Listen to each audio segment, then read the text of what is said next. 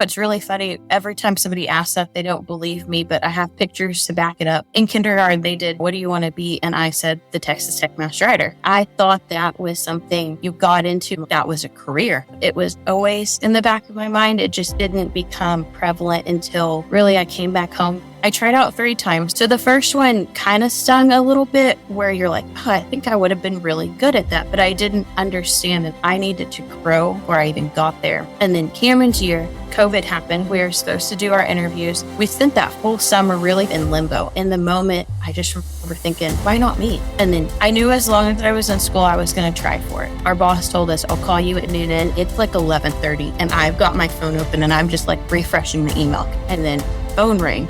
And I just started crying. And so I answer, and she's, "Hey, Ashley, it's Stephanie." And I'm like, "Yes, ma'am, I know." She's, "I have some really good news. I have some really bad news. What do you want to hear first?" And I was like, "Bad news." She goes, "Bad news is you have to spend a year with me. Good news is we'd like to offer you the position as the 60th Master Writer." I am Ashley Adams, and I am undone.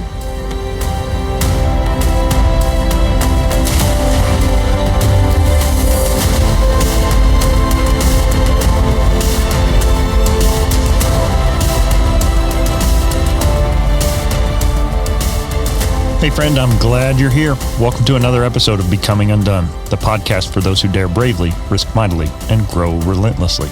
And now recognized as a top 10% podcast globally. In a year where my one word is gratitude, it goes without saying that I'm incredibly thankful and grateful to you for joining me. I'm Toby Brooks, a professor at the Texas Tech University Health Sciences Center, an author, and a speaker. I've spent much of the last 2 decades working as an athletic trainer and strength coach in professional, college, and high school sports. Over the years, I've grown more and more fascinated with what sets high achievers apart and how failures that can suck in the moment can end up being exactly the push we needed to propel us onward and upward on our journey towards success. Each week on Becoming Undone, I invite new guests to examine how high achievers can transform from falling apart to falling into place. I'd like to emphasize that this show is entirely separate from my roles at Texas Tech, but it's my attempt to apply what I've learned and what I'm learning and to share with others about the mindsets of high achievers.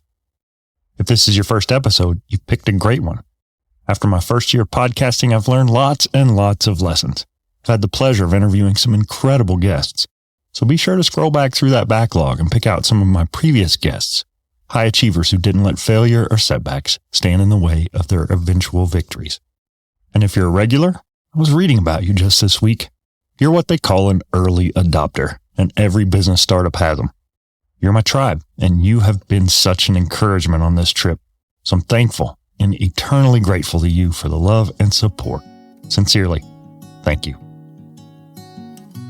For Lubbock native Ashley Adams, childhood dreams of being the iconic Texas Tech University Masked Writer were things of fantasy, akin to wanting to be a superhero like Wonder Woman or Supergirl. If you aren't familiar, the Masked Writer tradition goes back all the way to 1936. And in total, as of 2024, there have been 62 different Masked Writers, who famously, among other things, lead the football team onto the field for home football games. It's college sports pageantry without equal for these eyes. When that little girl with those big dreams grew up and decided to pursue first a bachelor's and eventually a master's degree at Tech, the opportunity eventually became more than just a childhood fantasy. It was a possibility. Unfortunately, at least at the time in 2019, Ashley was heartbroken to learn that although she'd been brave enough to try out for the prestigious spot, she didn't get it. Undeterred, she tried again in 2020, and again, just missed out. But in that space between heartbroken rejection and a time of coming undone, she discovered purpose and maturity and providence. Fair warning to y'all, this interview got to me, and I was an emotional wreck pretty much the whole time. As the 60th Masked Writer, and now marketing manager for, wait for it, Masked Writer Capital, Ashley Adams tells her story in episode 74, Fearless. This week's guest is a familiar figure to many Texas Tech fans, but shrouded in mystery behind that mask, former Master Writer Ashley Adams joining us today. Welcome, Ashley. Thank you for having me. I'm really excited about this one. The Texas Tech Master Writer, for guests that aren't familiar, probably the most visible thing you do is lead the football team on the field, but that is by no means the only thing you do. And I've been amazed as I did some research how many appearances you do as an ambassador for the university. And as cool as that is, oftentimes we don't realize that there's a story behind that figure on the horse. And that's a pinnacle achievement for those who are honored to have it. And so I'm looking forward to digging in and hearing your story. So I always start with a little bit of a softball. What did you want to be growing up and why? It's really funny. Every time somebody asks that, they don't believe me, but I have pictures to back it up. In kindergarten, they did, what do you want to be? And I said, the Texas Tech master writer. Like, I thought that was something you got into and you got to stay. That was a career. There were several master writers that I knew when I was super, super young, and we followed one of the poor master writers around everywhere she was. My mom was like, you just gravitated there. And so I've always said that I wanted to be the tech master writer, and I thought it was something you got to be forever and ever. But I'm honored I got the opportunity to do it for a year. And that's what I said I always wanted to be when I grew up. With dreams and aspirations like that, I'm guessing you're from the area. So start at the beginning for you, wherever that was. So I was born and raised in Lubbock. Funny, I did an internship in Oklahoma when I was 17 in high school. And I remember telling my mom, like, I had moved to Oklahoma, like taking my horse, first time out of Lubbock. And I just remember telling my mom, I can't go back to high school. I can't go back to the biggest thing did I remember my phone charger? And she and my dad were, okay, like, just keep upping your horses. It'll be good. You can come back. The more time I spent there during the summer, the more at 17, if you didn't wake up for your alarm, there was nobody getting you up for work. And I got to see a glimpse into a world that, like, as a kid, you only dreamed of. And so then I asked my then boss, and I was like, how do I get where you're at? And he was like, your education, the biggest thing you can do for yourself. Courses can be gone, money can be gone, but you have to have an education to fall back on. And I remember thinking, that's what I wanted to hear, because you're 17 and you think you know it all. And I started really looking at where I wanted to go to school. And having been from Lubbock, I always said, I don't want to stay at Tech. I want to move off. I want to go and do bigger things for myself and prove that if you're local to Lubbock, everyone's, oh, you're staying in Lubbock. And you're like, I viewed it very different than I do now. And then I started doing my research on Texas Tech, and I was like, man, if I'm going to go anywhere, this is the school. This is the school I want to go to. They have a ranch horse team that I had the honor of competing on and being a part of some national titles over on that side. But they also had the education of what I wanted to do. And so funny, I said, never saying, and I got my bachelor's and my master's, and I would give anything back to this university, and Lubbock is home. And so it's just funny that circle that it comes back, that being from Lubbock, didn't want to stay. And then now you're like, man, happiness is Lubbock, Texas, growing nearer and nearer. Honestly. Yeah. I think oftentimes when we grow up in the midst of something, we don't really appreciate it. And it almost takes time or season, or at least the consideration of being away to really appreciate it. So you end up at Tech, you pursued both your bachelor's and your master's in animal sciences. At that point in your growth and progression, where did the masked rider fit in? Was it still childhood dream, or was it something that you were actively working toward? Both. So I feel like I should back up. Being from Lubbock, we had gone to football games when I was young, like tiny, like I think 3 or 4. And my parents were just hopeful that they could make it to halftime.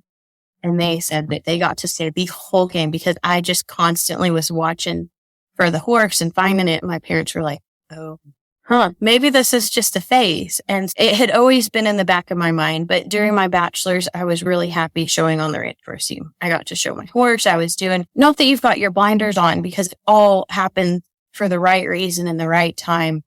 And I truly believe that. But I was like, nope, this is what I want to do. And it wasn't until my senior year, I was like, ooh, I don't know. This has always been a dream. I had friends that had done it, and I had just really seen it from a very outside lens. So I tried out the first time in 2017, didn't get it, graduated the following month, went and worked over in Aubrey, Texas for a bit, and just really realized that I was not in the right place. and grad school became an option. And so I came back home, and one of my best friends at the time was the 57th master writer. And moving home, like just a lot of things had happened in my life, like that move back home. We had some family. We lost my grumpy. So many things had happened. And I remember being like really unhappy. And Lindy was like, why don't you come with me to a few appearances? I need the help. You need something to do. And so that was the first time that I remember being back around in the industry and thinking, oh, I missed this. This was always a dream. And getting to see what she went through on the backside, because everyone, you see the football runs, but you don't see everything behind the scenes. And I remember thinking like, okay, I'm coming for my master's. I've got to try for myself. If it doesn't work, it doesn't work, but I can always say I at least tried. Mm-hmm. And I had the honor to work for Emily Broadbeck, who is the 58th master writer, and then Cameron Hecker, the 59th. And so that really helps you see behind the scenes. And Cameron's was COVID and Emily's was normal all the way up until COVID. Like we were packing the trailer for her to go to Rodeo Houston, and we were told like, nope, put a pin in it. And everyone thought, oh, it'll be over in a week. Y'all can just go at a later date. So let's reset here for a moment. Ashley dreams of being the master writer and tries out as a senior in undergrad. She doesn't get it, and the honor of the 57th master writer goes to Lindy Starr. Disappointed, but unbroken, Ashley eventually makes her way back to campus, this time as a grad student, with that big dream still tucked away, yet to be chased. Wiser, she regroups and re-strategizes, recognizing that landing the job will take more than just one good interview. It will take a complete and continuous commitment to the role. She resolves to be at her best at all times and to give it another shot. But things still don't quite go according to plan. So it had always been a dream, and it had always been something I was working towards. And I was very mindful when I came back for my master's of you're trying out the second you step on campus. You never know who's going to be in the interview. You never know you see it all the time. You never know whose daughter you talked to that they thought you were really great or really not great. And so just everybody is building this view of you, and you are the official mascot. So you do have to have all the I's dotted, T's crossed, and be able to fit into this role that tech is comfortable trusting you with, because it's massive. And so really to sum it all up, it was always in the back of my mind. It just didn't become prevalent until really I came back home and I got to fall in love with it behind the scenes. Like I'd always known what it was in front of the screen, the publicity of it.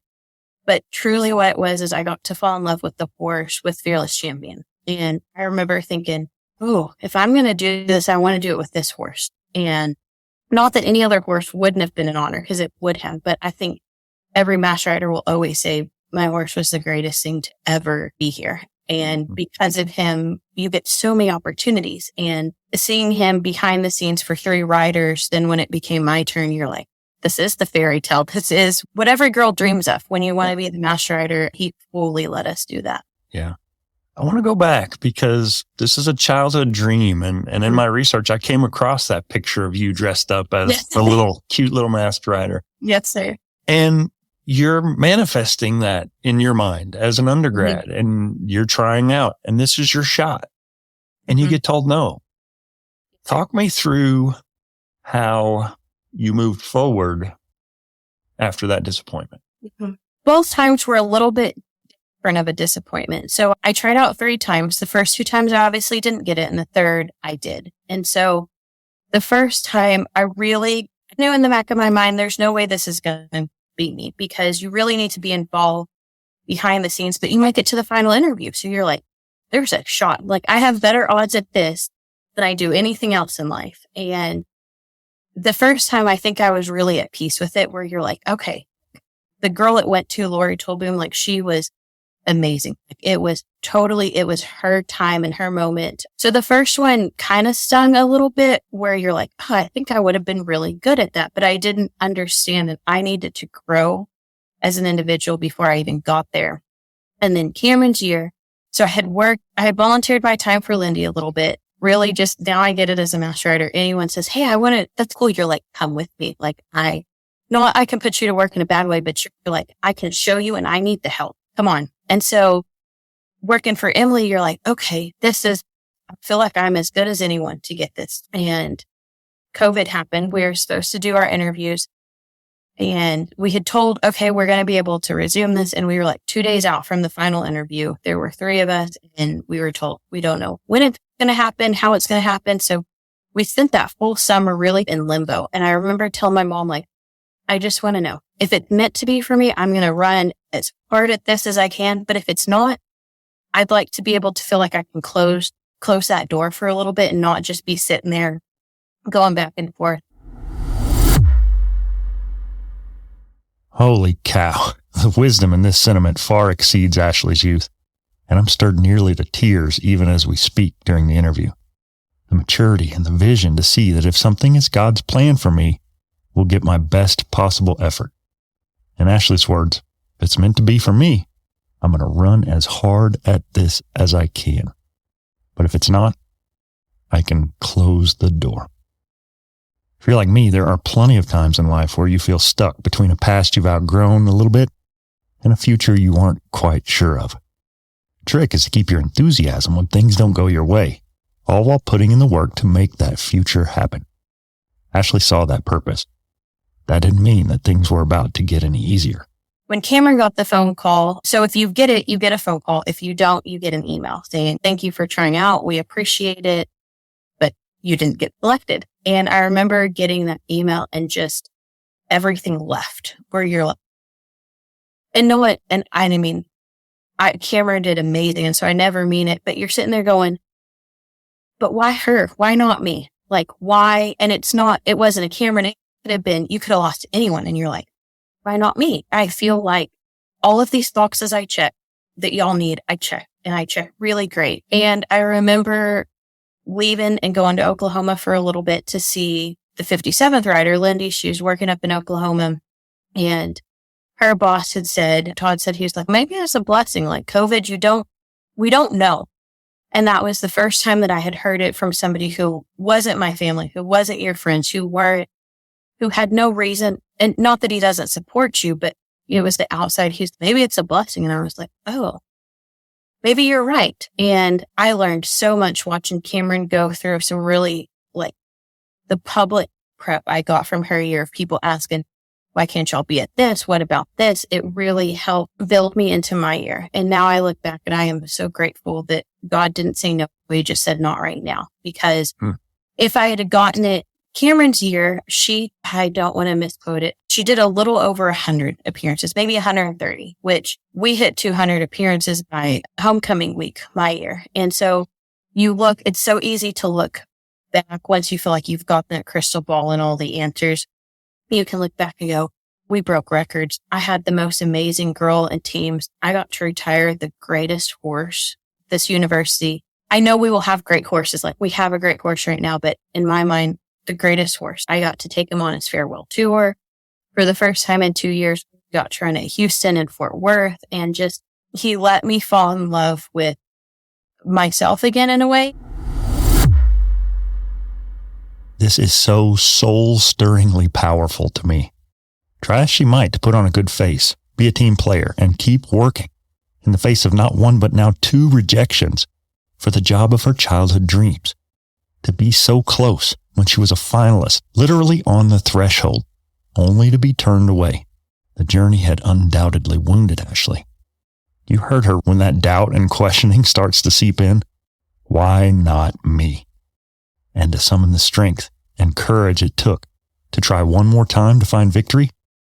As Ashley put it, fearless champion, the iconic black horse who had carried 8 other masked riders before her, let her fall in love with herself again. Sometimes it's a friend. Sometimes it's a loved one. For Ashley, it was all of the above. And he happened to have 4 hooves and a thundering gait.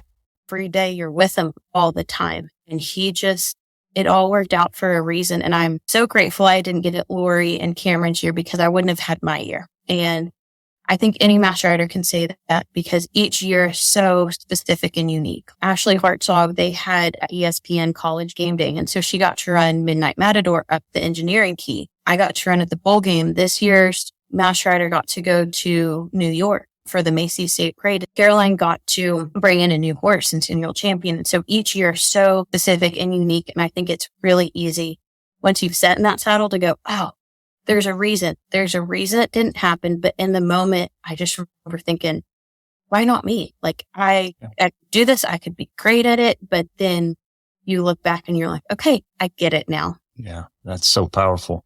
And so as you're talking, I certainly can relate because that first disappointment stings a little, but you're like, I'll make another run at it. Yeah. Yes, sir. After the second one, where were you mentally? Was that pretty much it? Or did you feel like you were going to rally and make another run at it at another time? I knew as long as I was in school, I was going to try for it because I'm the personality that if I didn't, I would always look back and go, should have, could have, that could have been me. And so I knew for myself, as long as I was in school at Tech, I was going to be trying out. And at some point you have to stop and evaluate. Are there just better candidates than me that I can just keep getting better? Or do you truly not fit the role? And I remember walking out the interview, I got it. So it was on Zoom. And so it was a little bit different. I was used to the other interviews. You walk into a boardroom, they sit you at the head of the table and there are 15 to 20 people questioning you. And it's very intimidating where you just sit there and you're like, oh, these are the people that when you get it, you work very closely with. And so I remember all the prep ahead for the Zoom because I wanted the lighting to look good, my outfit to look good. Like my poor parents, we probably did 30 Zoom interviews. I'd go up to my mom's office, situate everything to make sure that you were putting your best foot forward because you're like, they can't meet me. They can't see me. Like this is as close as you get. And I remember being done with the interview, getting done, telling my mom and sister because they were sitting right outside the door. My whole family was so supportive. And I remember thinking, if this isn't my time, this is as good as I get. Like it was the first interview I walked out of in peace. If I got it, I was going to run as hard at it that I had ever done anything. But if I didn't, that was my answer. This is as good as I feel. And unless there's just something I'm not seeing, I don't think this will ever be me. And I remember being so at peace with it and so nervous at the same time. I can go back to that day where our boss told us, I'll call you at noon and it's like 11:30 and I've got my phone open and I'm just like refreshing the email because you're like, okay, you start feeling like there's no way. You start getting in your own head of like, why, of all the people, why do I deserve this honor? Like, why me? And then phone rang. And I just remember stopping and I was at my parents' house and my mom and sister were there. And I just remember looking at them and I just started crying and my mom's answered, let's hold on. And so I answer and Stephanie Rode, she's the director of the Spirit program, and we call her, she's our people boss. Like she makes sure that the master rider, you as a person, is putting your best foot forward. And so we've got 3 bosses. And so we always say she's your person boss. And she's, hey, Ashley, it's Stephanie. And I'm like, yes, ma'am, I know. I have some really good news. I have some really bad news. What do you want to hear first? And I was like, bad news. And she goes, bad news is you have to spend a year with me. And she goes, good news is we'd like to offer you the position as the 60th master rider. Is this something you want to do? And I was like, I couldn't even get it. And I was just like, yes, ma'am. Yes, ma'am. And so she's, okay, take a moment, go through. And she knows I was not her first master rider. I think she's 30 events. She's 20 to 30. She's had a significant amount of master riders. And so she understands that day of the phone call, just all of a sudden it hits you. And she's like, Cameron's going to be in touch. Y'all will start doing the behind the scenes process moving forward. And I just remember getting off the phone with her and just crying and just bawling. And so then you go through the whole calling everyone. Like I called my dad, I called my uncles, and for about 3 weeks before the public knows, because you've got to get fitted for everything, meet the people you need to. And it starts really setting in. I remember driving past the Jones and I'm driving past and you can see, it used to be Lori was on one of those stairs and Rachel was like on the parking garage and seeing that. And I just started crying again. And I am not emotional. And I just remember thinking, oh, this is me. Like this is happening. And for a little bit. So it helps you get mentally start preparing for it, start going through what I want to do, how I want to start shaping my year. And the most important thing is finding your assistants, finding the girls that are going or guys to help you through your year. But in that 3 weeks, I always poke fun at him. I have an uncle that's like loves tech, went to everything for me. And I called him and he was so excited. And I was like, if you say anything to anyone before tech announces it, like, you can't come to anything right. He was like, what? And I said, Dennis, this is tech's news to give. It's not my news to share. It's not your news to share. This is Texas Tech's news. And he was like, how do I keep this a secret? And I was like, you call me, you call my mom, or you call Berkeley. Or you can call grandma and you can talk to them about it. And he was the first one at transfer of reins. It was my parents, my grandma, and him. And it's just, that's how big of a support system I had my year. And so it really is just incredible, the process that it starts moving you forward through and rapidly too, because you're trying on the blacks at Dollar Western Wear. And that's the first time you see yourself in a black shirt, black jeans, and your boots tucked in. And oh, like, okay, but it still feels like far enough away where you're like, we've got 3 weeks. Something's going to happen between now and then that I don't get this. That's what I kept telling myself. And then you try your cape on for the first time and then you get your mask and then you're all of a sudden the day of transfer of reins and you're like, okay, we still have 2 hours. Like something can happen. And then all of a sudden you're walking out and you're tacking up Fearless Champion for the first time at transfer of reins, when the master rider gets on the horse, that is the first time they have ever sat on that horse. And I think it's amazing because you've got to have, as a rider transferring it, up until that moment, the horse is yours. But when you're new, I remember looking down and seeing his neck and the black saddle and the black jeans and my cape and going, oh, I get this for a year. And then you go through, you take him home and you put him up and you're, okay, what's next? And what's next is I already had 10 appearances on my calendar. And so that's the other side that the public doesn't see a lot is you're a full-time student at the same time. So I'm working through my master's. The summer, it gives you a really good time because I didn't have classes and you get to really learn your role and you get to figure it out because you've been the assistant. You've been the one making the judgment calls of, hey, it's time to leave. Hey, it's this, like kind of helping that rider through things. And then all of a sudden your girls are sitting there asking you, do you want this? Do you want that? And you're like, to make those calls. And so it's a little bit of a transition and you know what you're getting into, but you don't at the same time because you've always been on the backside. Like you get to leave after football. We get home from football at 6:00 kickoff at 10 or 11 o'clock at night. My girls got to go home and it was 11 or 12 or 1 o'clock before I'd get to leave. And they got to sleep in on Sunday mornings. And I was back up at 6, making sure Fearless was eating and he was turned out and all these things. And I had amazing girls. And so there's so much that until you get into it, you're like, oh, wow, there's way more behind it than I ever realized. Yeah. I think you hit the nail on the head. And my next question was going to be related to that. This little girl that had dreams saw this horse running out on a football field, and that's a few seconds. Yes, sir. When it happens and you're named the 60th masked rider, what in that year you'd seen, you had a peek under the hood. You knew what it was, but sometimes you just really can't understand a role until it's been given to you. So what were some surprises of that year that maybe you weren't fully prepared for? Everything, honestly. The biggest thing, the thing I had to learn the quickest was how to leave everything at home. When you're in that truck, you're Texas Tech.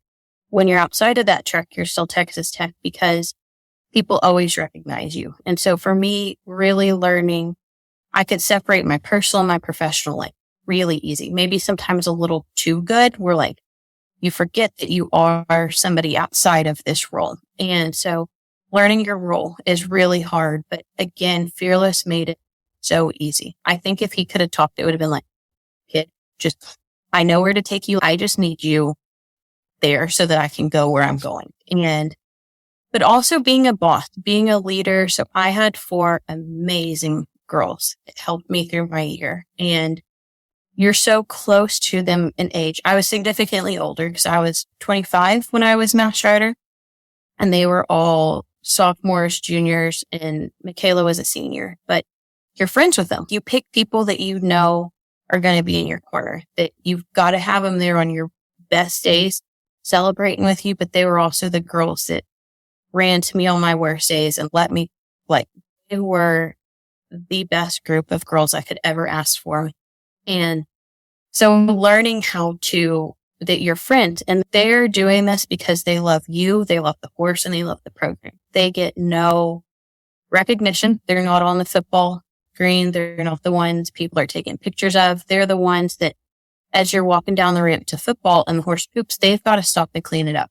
They're the ones that are moving people out of your way and making those enemies, and not enemies, that move it. People don't like to be stumped at things. They're like, why can't I keep walking? And they're like, we've got a horse coming through. And so these girls sacrificed a year of their life to let me live out my dream. And those 4 girls, I can never tell them thank you enough. We got to go to Memphis and run at the bowl game. And so part of it was such a long trip out there, we had to break it up. And so we left here on Christmas Day, drove to Dallas. One of my assistants met me in Lubbock and drove with me from Lubbock to Dallas. Caroline's family was from Dallas. And so we ate Christmas dinner with them. Fearless stayed at her family friend's barn. And then we left the 26th to drive the rest of the way up to Memphis. That botched their whole Christmas Day plan. And when I called them all, and that's again, when you're getting the invitation to run, you're like, there's no way this happens. That's what I kept feeling like my whole year. There's no way this gets to happen. There are so many moving parts. And I called them all and I was like, y'all don't have to say yes, because here's the timeline I've built out. Here's what we're having to do. Here's where we're needed. And that means we need to leave. We need to be in Dallas, leave in Dallas at 26. So y'all can come up at 26. You can come up Christmas. And they're all like, we'll be there. Like, and I was like, no, please check with your families. Please think about it. And they were all like, no, like, why would we not go? Like, this is a once in a lifetime. And so for them and their families to make the sacrifices they did to let me have my year, nobody prepares you to be a leader and growing into that role. And then nobody prepares you for the hard reality of the public. And I caught such a great end of it with Fearless retiring, but how you go to so many and everyone has an opinion, and you go to parades and people are telling you to do the hook and horn and you're like, absolutely not. You get people who, I had one gentleman tell me that the tradition was no longer iconic since we didn't get to run around the whole football field. And you're like, you can't change what he thinks. That I was like, I'm one of 60 who's gotten to run a horse on a football field, but there are no complaints for me. And also the nerves. Like, I can go to a very quiet place, and I think that helps from showing horses. Like, your nerves, they can feel. And so I just remember telling myself in a lot, just, you're with Fearless. Nothing, like, he's got it. Like, he just needs you there. And I remember the first football game, like, those nerves when it hit, like, that was probably the nerves, and learning to control yourself and just know I can control what I can control, and everything else, there's systems in place. And so I've very much learned, because I like to control a lot. If I can do it, I'm going to do it. So I know I've done it and it's done how I want it, but it made me let a lot of things go. I had to trust that my field safety was going to keep anyone from walking in front of me.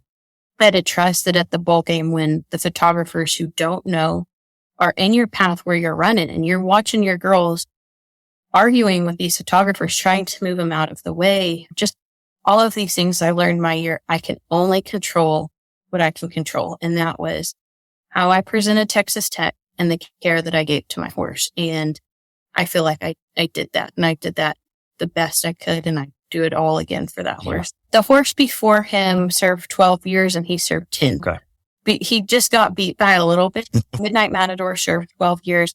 The Fearless Champion served 10. So they're significantly the longest serving. Yeah. Did you know during your year that would be his last year? You start getting a feeling about, before football started, you're okay, this, like, something in you just told you. And there's a lot behind the scenes that you can see moving, and that as you're aware of. But I just remember telling myself, I'm not believing it until I'm told. And it was probably a few games into football, my horse boss, and so we've got a vet, our person boss, and then the boss of the entire program. And so Dr. Sodham's the vet, Stephanie's the Barrett program director, and Dr. Jackson is over the whole program. And I remember walking into Stephanie's office, and she was like, so Dr. Jackson and I talked, and I just knew. I started crying again. And I was like, really? Like, this is really happening? And she's, it's really happening. And I was like, we probably had 2 or 3 football games left at that point, knowing, but the public doesn't know. And so that was the hardest thing, is so much before the public knows. And I just remember thinking, nah, there's no way this happened. And we work really closely with Cardinals, with Bradley there. And we were at a soccer game, and he walked up and goes, hey, how's it? And you're talking, making small talk. And I could just tell there was something he wanted to say. And he goes, so I'm making the shirts. And I was like, what shirts? And he was like, the shirts for Woody's final run, because that's what we called him. That was his bar name. And I was like, what do you mean, Bradley? And he was like, you don't know? And I was like, no, I know.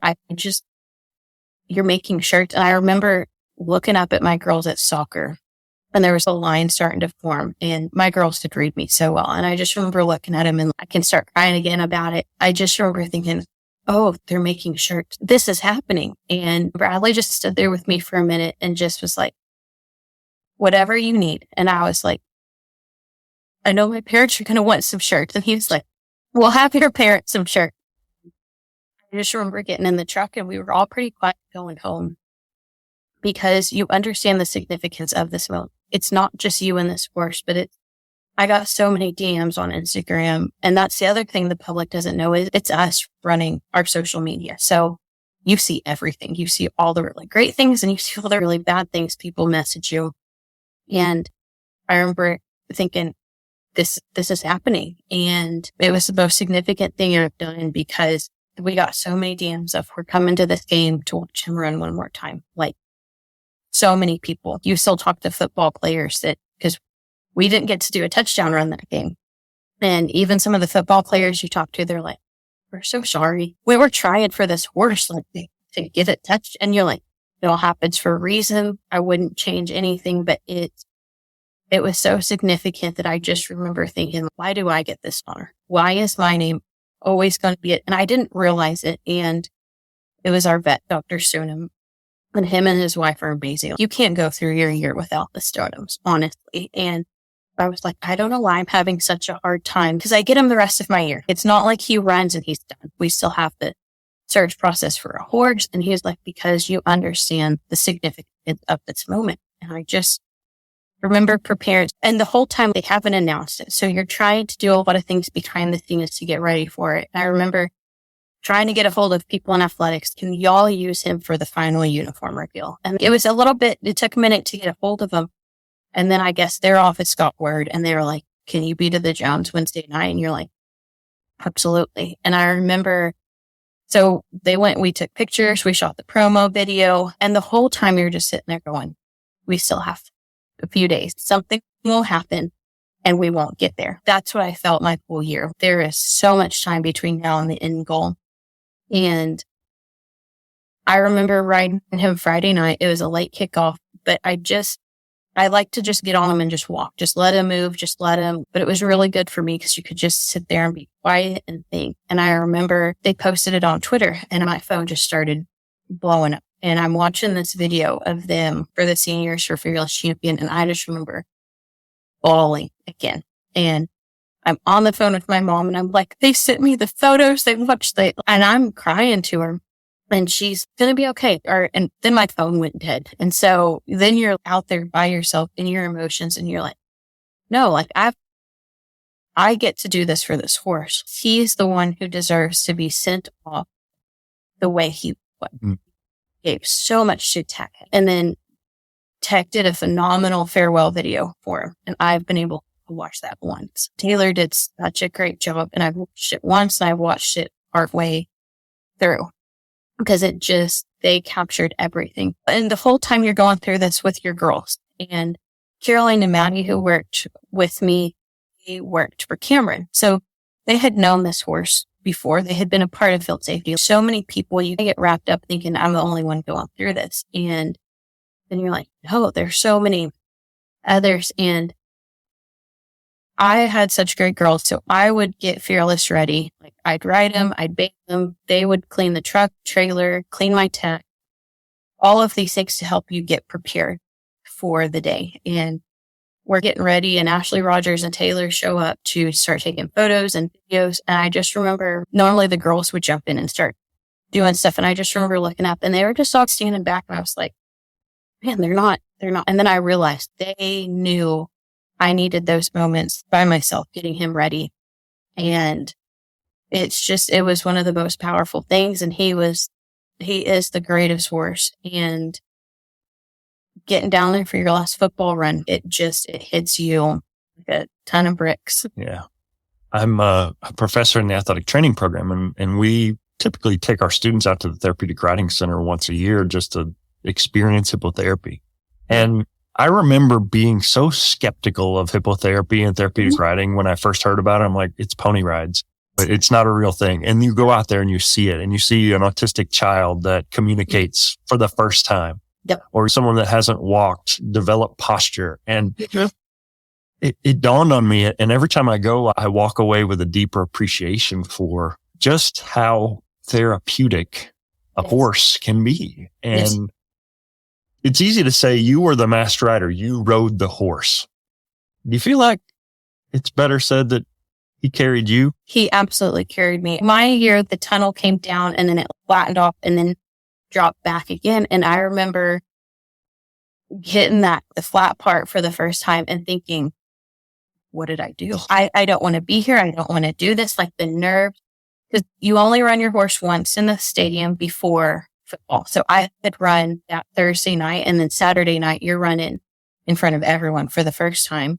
I'd been to the Jones, but it had been empty. And the Jones empty and the Jones full are two totally different experiences. And I was coming down that flat part and I could start hearing the band and I could start hearing the music. I remember thinking, I'm good. Like we can go home. And I just felt this very calming. And I just looked down and it's Fearless is just walking down like it is a normal thing. And his ears are flopping and you're like, if he can be here, I can be here. Let me jump in here real quick. I grew up on a farm. We had cattle. My sister had this Palomino horse named Chief. Now, being an aspiring athlete, I wasn't super into the whole horse and cattle thing, but I do remember the lessons my dad taught me about horses. Because if you don't respect your animal and pay attention to it, you can get hurt. A spooked horse perks his ears up stiff. He sounds different too. He just looks and feels like he's on edge. And quarter horses like Fearless, they're fast, athletic, and beautiful, but like elite sprinters, they can be a little high strung. And you put that horse in a stadium with 60,000 screaming fans, pumping music, and the 400 some odd members of the going band from Raiderland in a rocking and raucous Jones AT&T Stadium, it could be a recipe for disaster. The Mass Rider program has faced its share of detractors over the years with concerns for safety. But as Ashley steels her nerves to take the field for the first time in her life in that environment, fear creeps in. But as she looks down, Fearless is just that, without fear, without a care. His floppy ears show that this is just a walk in the park, kid. Just like he'd done for 6 or 7 times a year for nearly a decade. In that moment when Ashley was gripped with paralyzing fear, she was carried through the strength and wisdom of a new friend who'd done this all before. And he was going to do it again. And he was going to take her right along with her. And I just remember telling myself, and I knew my whole year, this horse has got me. There was never a moment where you're like, I shouldn't be here. I shouldn't be doing this, because he was always that steady, that constant.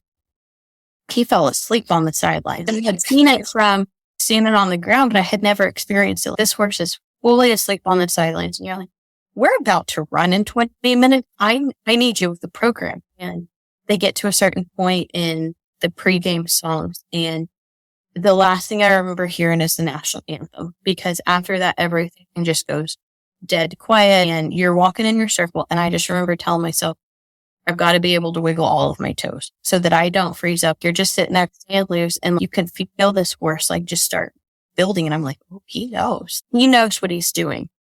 And I just remember in that moment thinking, everything's fine. I've got Fearless Champion. He just literally needs me here so that he can do his job. And people always ask, I think that you should change the description of Master Rider. You are the official mascot, but you are the driver for the horse to go see his public. And loved seeing people. People loved seeing him. And he was so big. He was so powerful, but he was so kind. And so he absolutely carried me my year. I could not have done my year without that force. That's fantastic. I think it's wonderful that you got the chance to help him into his career. And obviously, I guess sad to little Ashley, you don't get to do it for the rest of your life. It's not a career. It's a one-shot deal. So talk me through that process. There's a formal passing of the reins, but psychologically, at this point, my time's come. It's gone. I'll never get to do this again.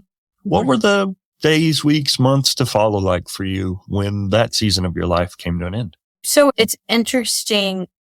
Before you've passed the reins, when you're the one getting the reins passed to them, you see this year and you see this is what I've worked for. And your best day is somebody's worst day.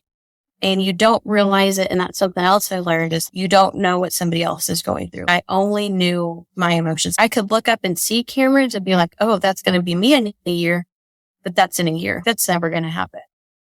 And then I transferred to Caroline. And so she was one of my assistants. And so there's a lot to be said to transferring to somebody because you feel like, okay, I can trust this person. She's seen it. She's been with me on the best days and the worst days, and they've seen every moment in between. But it's really hard. But I was so good at separating the personal and professional that I looked up in a year and I didn't know who I was necessarily outside of that role. And it wasn't, and I love my job as a master writer. I would do anything to have it back with the horse with my girls. But I remember looking up going, what? I don't miss the job. I miss my horse. And leaving him was the hardest thing, like the hardest thing I've ever had to do. I think any of the master writers say very easy to leave your job. It's very hard to leave that horse because they're with you 365 days. You feed them twice a day. You're going to appearances with them. I saw them more than I did my own family. And it's just, when you get on that side of it, I had to learn really quickly who I was again. And that took quite a bit of time. That took honestly almost a full year to watch. And it helped. I watched Caroline go through it with not my horse. Centennial Champion is a part of this program, but I don't know what it feels like to ride him. I don't know really those emotions. And so I was able to separate it again really good. But it was hard that first year. Memories would pop up and you're like, oh, this time last year we were doing this.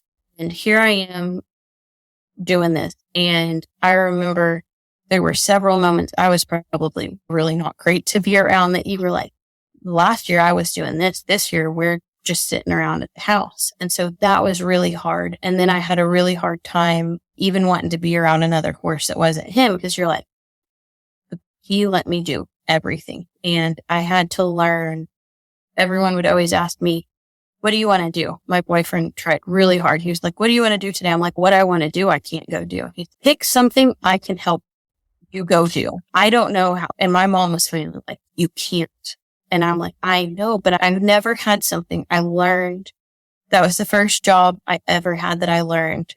If you love what you do, it never felt like work. It never felt like you were working. It just felt like another day and you were blessed to be there. And so it took a lot. It took a lot of talking it out loud, letting yourself go through the emotions, but then really for me, finding my next, finding what is next. And I think to a degree, you always struggle with that after this job because you're always like, man, I ran a horse down a football field and I did X, Y, and Z. And here I am now doing this. And so I had to learn to be very happy with where I am now and not wish to be anywhere else. Right. I think there's no doubt 400 plus appearances, full-time grad student, like anything else would feel like part-time work. And so today you're a marketing coordinator at Master Writer Capital and own Ashley Adams Media. So talk me through what your day-to-day looks like in 2024. Yeah. So my day-to-day looks entirely different. And I always tell people I left one Master Writer job for another Master Writer job. And for Master Writer Capital, I'm their marketing coordinator.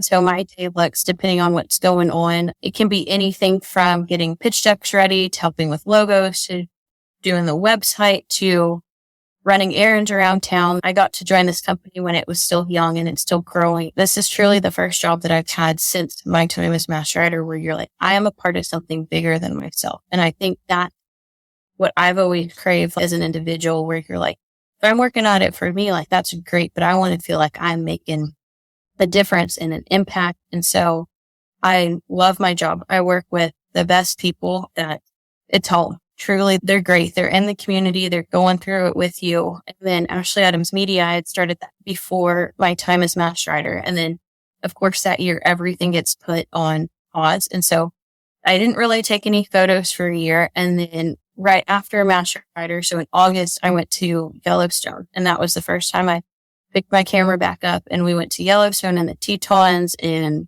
Mount Rushmore, did a big loop around. And I remember thinking, oh, this again, you got to fall in love with it. I remember my media's let me fall in love with the day to day again, where you get to tell somebody's story. You get somebody out of all of the photographers, out of everyone to design a logo, out of everyone to build a website and help, whether it's engagement photos. I've never done a wedding. That's a big step, but senior photos, engagement, anything, somebody picked you out of everyone out there. And so it's really let me fall in love with something bigger than myself again, in a way, because a lot of people, you can look at it as, oh, you're just taking photos, but you're capturing a moment for that person that they'll always look back and go, oh, I remember when fill in the blank, and they can pull up your photo you took.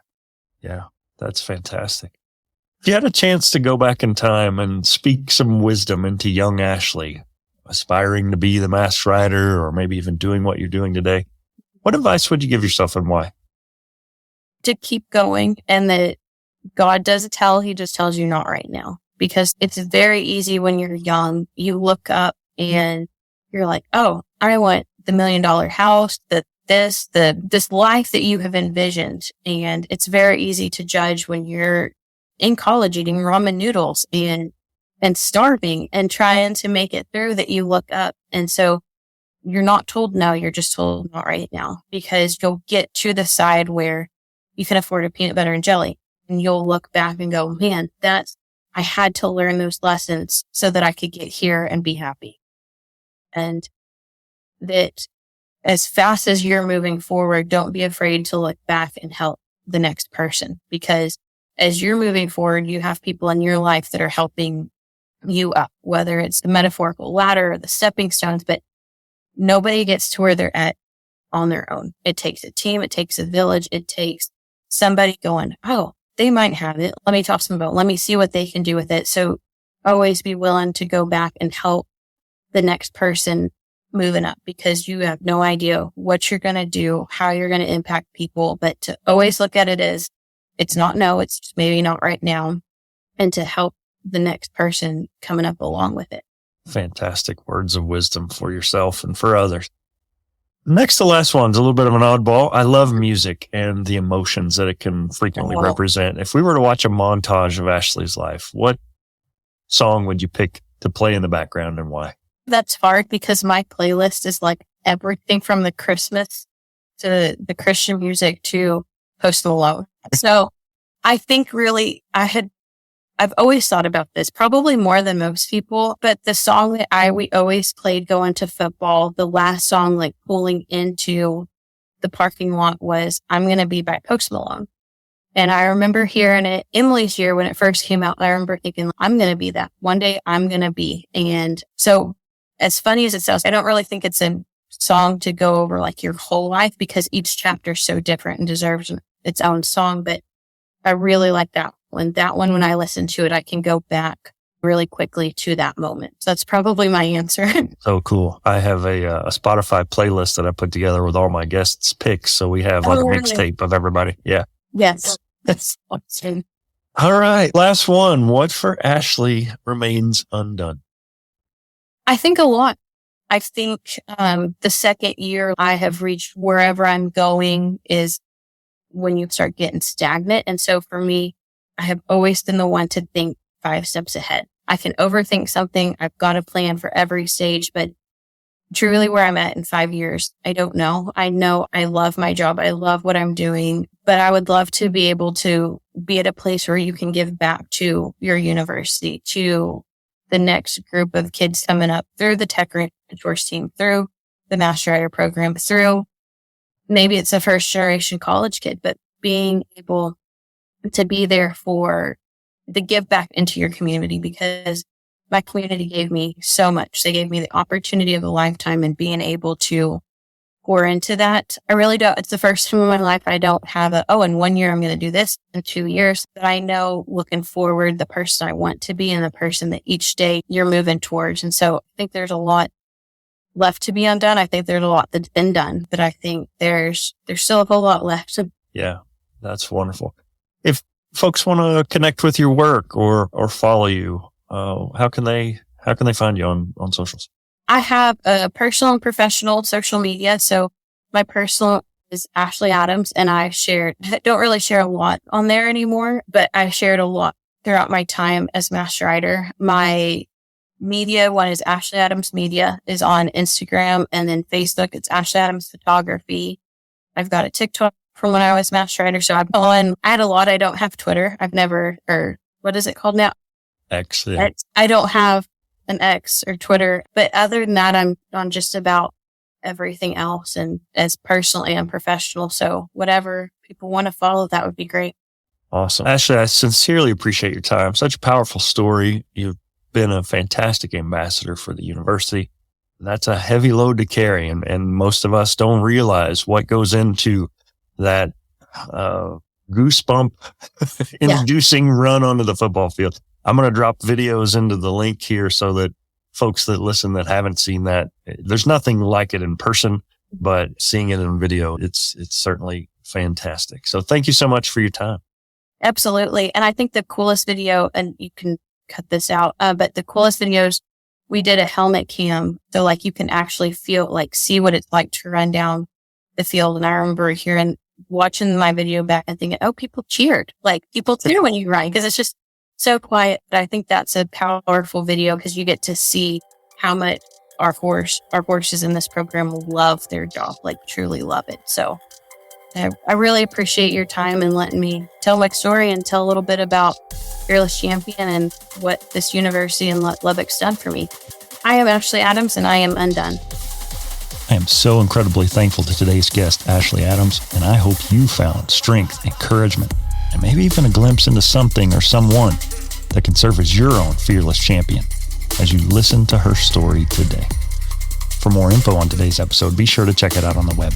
Simply go to undonepodcast.com/EP74 to see the notes, links, and images related to today's guest, Ashley Adams.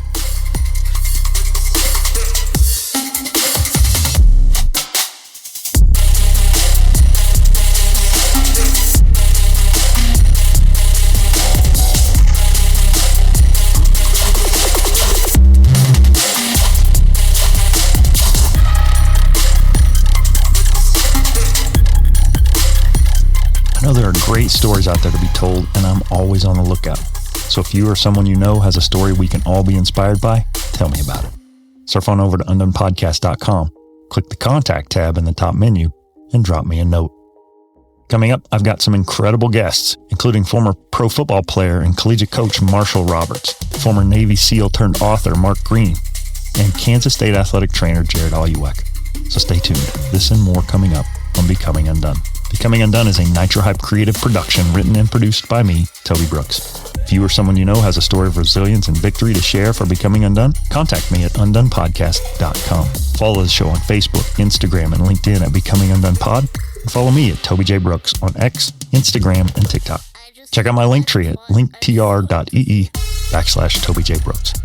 Listen, subscribe, and leave me a review at Apple Podcasts, Spotify, iHeartRadio, or wherever you get your podcasts.